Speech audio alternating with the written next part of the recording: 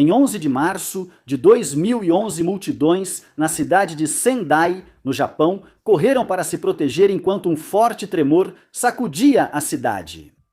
A maioria dos moradores já havia passado por terremotos antes, mas esse foi longo, dramático e muito forte. O tremor deixou a cidade em caos, mas felizmente houve relativamente poucas vítimas. Os prédios à prova de terremoto da cidade, em sua maioria, permaneceram intactos. Os cidadãos respiraram aliviados, sem saber que o desastre estava longe de acabar. De fato, em apenas meia hora, grandes partes da cidade estariam praticamente destruídas em um dos piores desastres naturais que o Japão já enfrentou.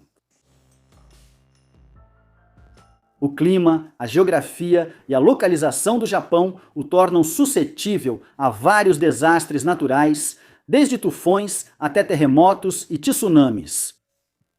Esses últimos desastres estão entre os mais temidos, tanto por sua natureza menos previsível, quanto pela destruição que podem causar. Um tsunami é uma série de ondas excepcionalmente grandes que se formam como resultado do movimento de vastas estruturas geológicas. Em termos de tamanho, velocidade e força, essas ondas podem ser assustadoras.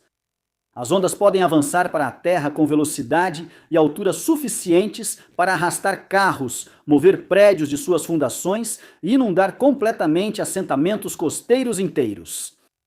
O Japão possui várias defesas para proteger aqueles que vivem e trabalham em áreas propensas a tsunamis.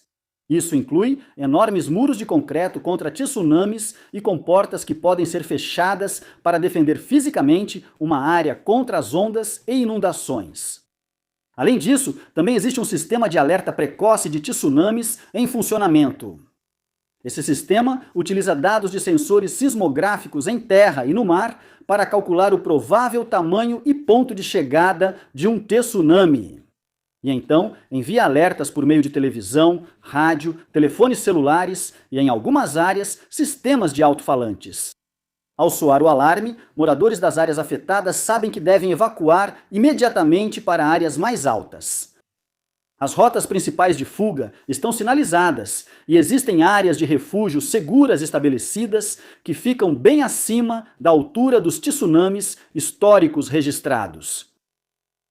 No dia 11 de março de 2011, um forte terremoto ocorreu a cerca de 72 quilômetros ou 45 milhas da costa do Japão. Esse foi um terremoto muito forte. Mais tarde, ele seria reconhecido como o mais poderoso já registrado no Japão, liberando energia suficiente para abastecer uma grande metrópole por um ano inteiro em apenas alguns minutos. De fato, o terremoto foi tão poderoso que teve um efeito mensurável na rotação da Terra e moveu permanentemente partes do Japão até 2,4 metros ou 8 pés mais perto da América do Norte. A vibração foi sentida em grande parte da costa nordeste do Japão. Foi significativa até mesmo em Tóquio, mais ao sul, mas foi sentida de forma mais intensa mais ao norte, incluindo na cidade de Sendai, que era a cidade de grande porte mais próxima do epicentro. Os prédios balançaram violentamente, fios de energia caíram e o fornecimento de eletricidade foi interrompido. As estradas racharam e o chão se abriu. Carros derraparam, móveis tombaram e algumas estruturas menores sofreram sérios danos ou até mesmo desabaram completamente. Milhares ficaram feridos durante os 6 minutos de tremor. Graças ao sofisticado sistema de alerta precoce de terremotos do Japão, a maioria das pessoas recebeu cerca de 30 segundos de aviso e conseguiu se preparar. Ferimentos leves foram generalizados, mas houve relativamente poucas mortes. Quando a terra parou de tremer, algo ainda pior estava por vir. Até 3 minutos após o terremoto, foi emitido um alerta de tsunami. Sirenes soaram e alto-falantes transmitiram mensagens gravadas, instruindo os moradores de uma ampla faixa da costa nordeste do Japão a fugir para áreas mais altas. Em grande número, eles fizeram isso seguindo rotas de evacuação estabelecidas até zonas seguras previamente determinadas. Essas zonas ficavam às vezes em colinas naturais e outras vezes simplesmente no prédio mais alto e seguro da região. As medidas variavam de cidade para cidade. Cerca de 30 minutos após o terremoto, a primeira onda chegou. De suas áreas seguras de evacuação, centenas de milhares de pessoas observaram sua aproximação. Uma faixa escura no horizonte tornou-se uma onda de maré estrondosa, parecendo ter 30 metros ou 100 pés de altura em alguns pontos. Quando atingiu o litoral, já estava carregada de destroços e pegou ainda mais enquanto varria cidades e vilarejos costeiros. Barcos, carros, prédios, pessoas, todos foram arrastados pela onda e levados para o interior a velocidades de até 48 quilômetros ou 30 milhas por hora. Um sobrevivente mais tarde relembrou a experiência de estar em seu carro quando a onda atingiu. Os carros à frente foram jogados contra o meu e todos fomos arrastados para bem longe, para o interior. Eu mal consegui sair pela janela, mas então fui arrastado pela torrente oleosa e fedorenta. Fui lançado para dentro de uma oficina mecânica, onde me agarrei a uma escada e subi para o segundo andar. Com esforço, consegui levar 3 pessoas para um local seguro. Alguns de nós sobreviveram à água que subia e à noite fria e nevada, mas não conseguimos salvar outras pessoas, que estavam pedindo ajuda. A onda foi maior do que o esperado. Ela passou instantaneamente por cima de muitos muros contra tsunamis. Quase 100 áreas de refúgio consideradas seguras também foram inundadas. As pessoas achavam que estavam fora do alcance da onda, mas as águas violentas as arrastaram violentamente e seguiram muito mais para o interior do que o sistema de alerta de tsunami havia previsto. Enquanto povoados inteiros eram inundados por ondas monstruosas, milhares lutavam para sobreviver. Uma dessas pessoas era Miki Endo, de 24 anos. Seu refúgio também era seu local de trabalho, já que atuava no setor de gerenciamento de crises de Minami Sanriku.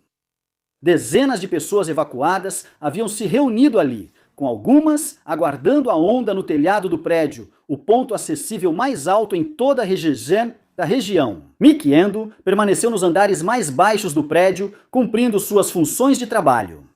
Ela tinha a tarefa de transmitir avisos para as comunidades locais usando um sistema de alto-falantes. Ela continuou esse trabalho até o exato momento em que a onda chegou. Ela era alta o suficiente para arrastar dezenas de sobreviventes do telhado e atravessar o prédio, destruindo as paredes externas e deixando para trás apenas um esqueleto. Miki Endo morreu em seu posto, tendo usado seus últimos momentos para continuar enviando alertas para aqueles que estavam mais para o interior.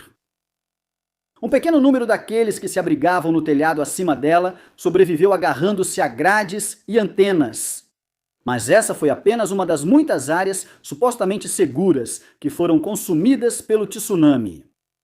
Em outro lugar, na escola primária Okawa, em Ishinomaki, pouco menos de 100 alunos foram evacuados para o pátio após o terremoto. Lá eles permaneceram por 40 minutos.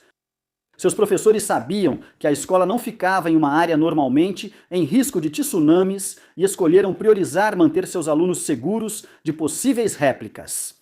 Quando foram informados de que um tsunami poderia potencialmente alcançar a escola, começaram a conduzir os alunos para um terreno mais alto. A escola ficava na base de uma série de colinas, e se os alunos tivessem saído imediatamente após o terremoto, certamente teriam conseguido alcançar uma posição segura antes da chegada de qualquer onda. Mas deixaram para sair tarde demais. Foram pegos pelo tsunami avassalador. 74 alunos de uma escola, com apenas 108 perderam suas vidas, junto com 10 de seus professores e funcionários de apoio.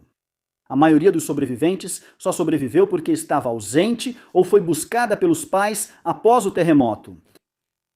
Dos que foram pegos pelo tsunami, apenas 4 sobreviveram. Cenas como essas se repetiram por uma vasta área da região costeira do nordeste do Japão. Em alguns lugares, as pessoas escaparam da morte por um triz, conseguindo manter a cabeça acima da água em prédios e quartos inundados. Em outros lugares, pessoas escaparam das ondas por questão de segundos. Quem estava em local alto ou seguro ficou protegido das ondas e assistiu impotente enquanto pessoas eram levadas pela água. O tsunami durou várias horas. No entanto, quando a água finalmente começou a recuar, um novo perigo se manifestou. Já estava frio, com temperaturas próximas de zero em grande parte da área afetada. Agora, em muitas cidades devastadas, a neve começou a cair. Essa neve continuou marcante durante o resgate e a recuperação nos dias seguintes.